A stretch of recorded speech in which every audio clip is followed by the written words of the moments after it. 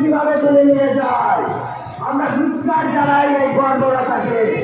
গণ অধিকার পরিষদের এই সম্প্রতি সমাবেশের মাধ্যমে সারা দেশকে আমরা বার্তা দিতে চাই, সারা দেশে কোনো বৈষম্য থাকবে না, কোনো লুটপাট থাকবে না এবং সকল বৈষম্যের বাংলাদেশ গড়ার পক্ষে আগামীর বাংলাদেশ আমরা গড়ে তুলব। সেই সাথে আমরা ধন্যবাদ জানাই আমাদের প্রবাসী ভাইদেরকে। এই আন্দোলনে তারা রেমিটেন্স শাটডাউন দিয়ে তারা যে আন্দোলন গড়ে তুলেছে সেই জন্য তাদেরকে ধন্যবাদ জানাই। সংগ্রামী ভাই বোনেরা, আগামীর বাংলাদেশ গণ অধিকার পরিষদের নেতৃত্বে বৈষম্যহীন সোনার বাংলা গড়ে উঠবে। ধন্যবাদ সবাই। সংগ্রামী ছাত্র বন্ধুগণ, আমাদের বক্তব্য গণ অধিকার পরিষদের উত্তর পরিষদের সদস্য আব্দুল সাহেব।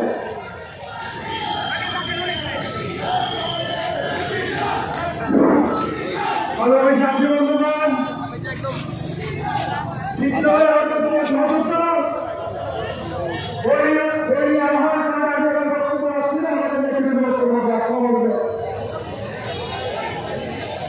সংগ্রামী ছাত্র বন্ধুগণ, এরপরে আমাদের মনোযোগ করেন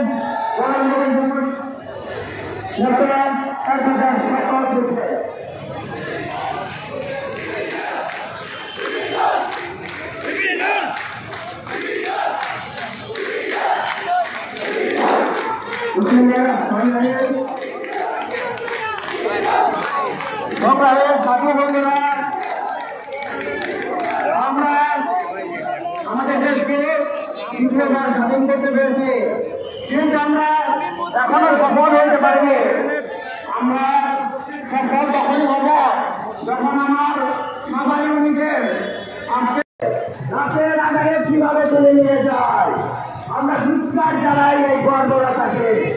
গণ অধিকার পরিষদের এই সম্প্রতি সমাবেশের মাধ্যমে সারা দেশকে আমরা বার্তা দিতে চাই, সারা দেশে কোনো বৈষম্য থাকবে না, কোনো লুটপাট থাকবে না এবং সকল বৈষম্যের বাংলাদেশ গড়ার পক্ষে আগামীর বাংলাদেশ আমরা গড়ে তুলব।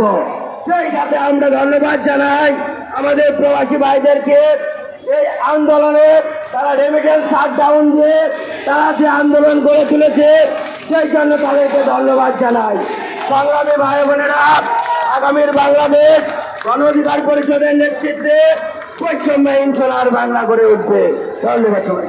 সংগ্রামী ছাত্র বন্ধুগণ, আমাদের বক্তব্য গণ অধিকার পরিষদের উত্তর পরিষদের সদস্য আব্দুল সাহেব।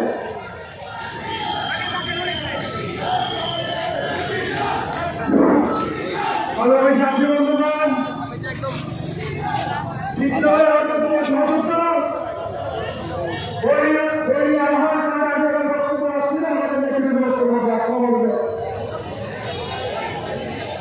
সংগ্রামী ছাত্র বন্ধুগণ, এরপরে আমাদের মনোযোগ করেন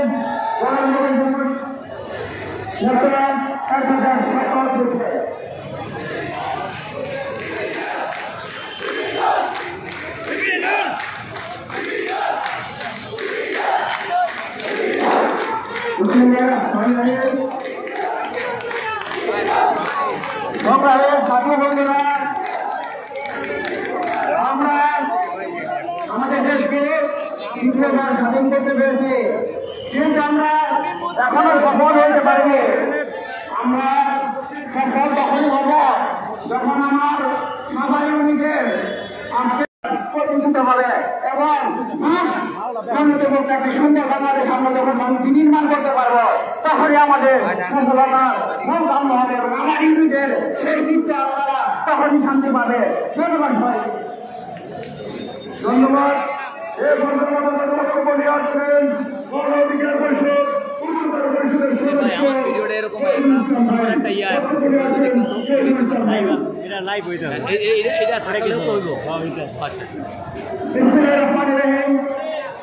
গ্রামগঞ্জের জনতার মাঝে একটি স্লোগান,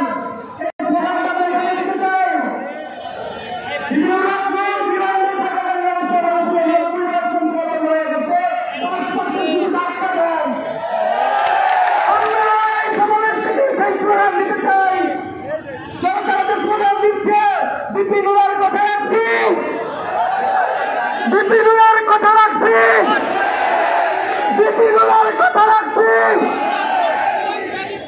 শিশুকে রিমান্ডে ঝুলিয়ে তারা হত্যার উদ্দেশ্যে টর্চার করেছে।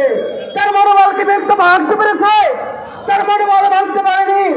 দুই কাজে ধর দিয়ে সেখানে তার উদ্দেশ্যে বলেছিল 90% পতন হয়ে গেছে, 10% শুধু ধাক্কা দেন, ধাক্কা দিয়ে এই স্বৈরাচারকে 22 থেকে বিতাড়িত করে দিয়েছে। তারা 17 বছর ধরে বলেছে খেলা হবে, খেলা হবে, খেলা হবে। জনগণের সাথে 17 দিন টিকতে পারে নাই, জনগণের সাথে 17 দিন টিকতে পারে নাই। শুনতেছি তারা নাকি বোরকা পরে পালিয়ে গেছে। পালাতে দেওয়া যাবে না, তাদেরকে পালাতে দেওয়া যাবে না, তাদেরকে বিদ্রোহের মামলায় গ্রেফতার করে শাস্তি দেওয়া হবে।